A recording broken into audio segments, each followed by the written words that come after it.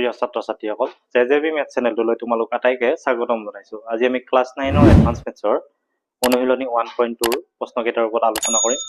আৰু লাষ্ট ক্লাছত আমি 1 নম্বৰ আৰু 2 নম্বৰ প্ৰশ্নকেইটা আলোচনা কৰিছিলো। আৰু আজি আমি চাম 3 নম্বৰ। তলৰ কোনটো সংখ্যাংক ভুল বা শুদ্ধ? আমাক ভুল কেইটামান সংখ্যা ইয়াতে ভুল হৈ আছে, ৰোমান সংখ্যা, আৰু কেইটামান শুদ্ধ হৈ আছে। আমি ভুল আৰু শুদ্ধ কেইটা বাছি উলিয়াব লাগে। এতিয়া এইটো চাবা, এইটো এক্স ভি আছে, মানে এইটো 10 আৰু 5 15, এইটো শুদ্ধ হৈ আছে। এইটো ভি এল, এতিয়া আগত ভি নহয়, মানে ভিটো কাৰোৰ পৰা বিগ নহয়, গতিকে এইটো ভুল।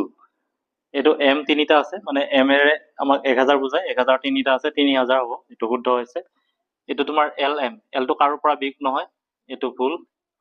এইটো চাবা এক্স এক্স দুটা, মানে 10 যোগ 10 20 হৈ আছে, আৰু আই এক্স এইটো 10 বিগ 1 মানে 9, এইখিনি 9, এইটো 20 29 হৈ আছে, এইটো শুদ্ধ। এতিয়া এইটো চাবা চি এল ভি এক্স, চিটো বাৰু 100 বুজাই আছে, এইটো এলটো 50, ভি এক্স এইটো ভিটো কাৰোৰ পৰা বিগ নহয়, এইটো ভুল। এতিয়া ইয়াতে ভি দুটা হৈছে, ভি কেতিয়াও ৰিপিট নহয়, মানে ভি এল ডি আৰু ভি এল ডি এইকেইটা ৰিপিট নহয়, গতিকে এইটো আমাৰ ভুল। এতিয়া এইটো চাবা এম চি ডি আই, এমটো 1000 বুজাই আছে, চিটো 100, ডিটো 500, মানে এইটো 400, এইটো 1, এইটো শুদ্ধ হৈ আছে। এতিয়া এল দুটা ৰিপিট হৈ আছে, এইটো ৰিপিট কেতিয়াও হ'ব নোৱাৰে, এইটো 10 5 15 আৰু এল। এতিয়া এইটো চাবা 50ৰ পৰা 5 বিগ হৈ থকা নিচিনা হৈ আছে, কিন্তু এইটো ভিটো আমাৰ আগত হ'ব নোৱাৰে, গতিকে এইটো আমাৰ ভুল। ইয়াতে ডি দুটা হৈ আছে, ডি দুটা কেতিয়াও ৰিপিট হ'ব নোৱাৰে, এইটো 10 তিনিটা আছে 30 35, আৰু এইটো ইয়াতে মানে এইটো কি হৈছে 7 হৈ আছে, এইটো 30 হৈছে, মানে 37 হৈ আছে, এইটো শুদ্ধ। 3 নম্বৰটো হ'ল আমাৰ 4 নম্বৰটো আছে আমাৰ মাজৰ বাকচত গ্ৰেটাৰ দেন ইকুৱেল বা লেছ দেন চিন দিব দিছে। এতিয়া এইটো চাবা এক্স এল আই এক্স আছে, এইটো এলটো 50 বুজাই আছে, এইটো এক্স আগত আছে, মানে এইটো 50 - 10 40, আৰু এইটো 9 49 49, ইফালে 49 আছে, তাৰমানে সমান হ'ব এইটো। এতিয়া এইটো 10 1 ইফালে দুটা, মানে 10 1 আৰু ইফালে 1, মানে 10 11 12 হৈছে, 8 আছে ইয়াতে, মানে 12টো ডাঙৰ। চি দুটা, মানে 200 হৈছে, 200 আৰু 200 সমান, ইকুৱেল হ'ব। ইয়াতে এইটো চাবা এক্স চি, মানে এইটো চিটো বুজাইছে 100, আগত 10 হৈ আছে, 90 হ'ব, আৰু এইটো 9, তাৰমানে কিমান হ'ব 90 + 9 99, এইটো ডাঙৰ হ'ব। এতিয়া এইটো চাবা 690 আছে, ইয়াতে ডি চি আছে, ডিটো 500, চিটো 100 600 বুজালে, আৰু এইটো তোমাৰ এলটো 50, আৰু এইটো 10 60 660 হে হ'ব, এইটো 660 হ'ব, এইটো 690 হৈ আছে, এইটো ডাঙৰ হ'ব। এতিয়া ইয়াতে চাবা এল এক্স মানে কিমান 60 হ'ব, আৰু বাৰ আছে, তাৰমানে 1000 গুণ হ'ব, আৰু এইটো 10 যোগ হ'ব, তাৰমানে 6 1 2 3 4 1 2 3 4, আৰু 10 যোগ কৰিলে এইটো সমান হৈ যাব। এতিয়া এম চি ডি, এমটো 500 বুজাই আছে, চৰি এমটো কিমান বুজাই আছে 1000 বুজাই আছে, আৰু ডিটো 500 বুজাই আছে, আৰু চিটো আগত আছে, তাৰমানে এইটো 400 হ'ব, 1400 হ'ব। 1400টো 400 ৰোমান সংখ্যাংকত যোগফল লিখা। আমি ৰোমান সংখ্যাত যোগ কৰিব লাগে, এইটো চাবা এইটো বুজাই আছে আমাৰ 10, এইটো 1 + 1, মানে এইটো 12 হ'ব, এইটো 10, এইটো 9 19, আৰু এলটো 50 বুজাই আছে, আৰু ইফালে 10 দুটা, তাৰমানে এইটো 70, যোগ কৰিলে কিমান হ'ব 9 2 11 7 8 9 10 101। এতিয়া 101টো আমি কেনেকৈ লিখিম, 100 যোগ 1, তাৰমানে 100 মানে চি, 1টো এইটো বুজাই আছে। এইটো চাবা বিটো চাবা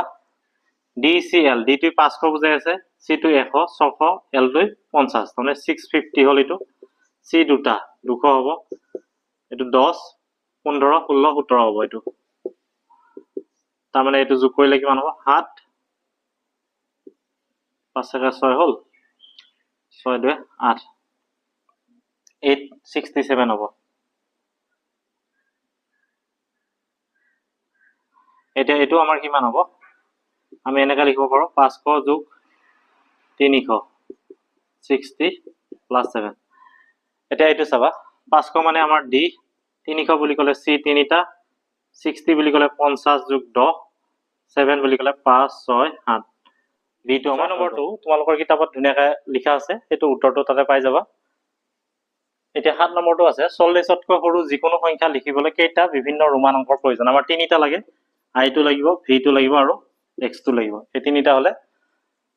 আমি 40তকৈ সৰু ৰোমান সংখ্যাবিলাক লিখিব পাৰো এতিয়া 8 নম্বৰটো আছে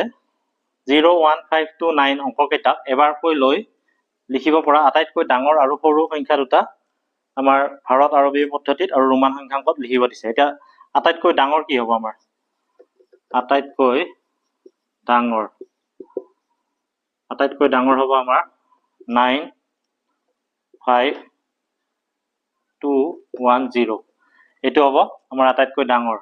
এটো ভাৰত আৰবী পদ্ধতিত এটো লিখিলো আমি এটা ৰোমান সংখ্যাত এটো কেনেকৈ লিখিম চাবা এটো 95 ইনটু ইফালে তিনিটা আছে মানে 1000 লিখি দিলো ইয়াতে আমি 200 যোগ 10 এনেকৈ লিখিম এতিয়া তুমি 95 টো কেনেকৈ লিখিবা 90 যোগ 5 লিখিবা 100 বিয়োগ 5 লিখিলে নহব কিন্তু 90 টো আকৌ আমি C টো 100 বুজাই আগত 10 দিলো 90 হল 5 বুলি ক'লে V এটো আমাৰ 95 হৈ গল তাৰমানে C টো 100 বুজাই আছে আগত 10 দিছো 100 বিয়োগ 10 মানে 90 হল আকৌ V টোৰে 5 বুজাই আছে 95 ইয়াৰ 1000 গুণ গতিকে আমি ইয়াতে বাৰ দিলো 200 বুলি ক'লে আমাৰ C দুটা হ'ব আৰু 10 টো X হৈ আছে এটো ভাৰত আৰবীয় পদ্ধতিত আটাইতকৈ ডাঙৰটো লিখিলো আৰু ৰোমান সংখ্যাত এটো লিখিলো আৰু আটাইতকৈ সৰু কি হ'ব আটাইতকৈ সৰুটো হ'ব আমাৰ চাবা 0 টো আগত লিখিলে এটো 4 ডিজিট হৈ যাব 1 2 3 4 5টা আছে 0 যদি আমি আগত লিখো 0 টো আগত লিখিবই নোৱাৰো গতিকে আটাইতকৈ সৰু কি হ'ব 10259 এটা এটো যদি আমি ৰোমান সংখ্যাত লিখো কি হ'ব চাবা 10 পূৰণ 1000 তিনিটা আছে আৰু 200 যোগ 50 যোগ 9 এনেকৈ লিখিম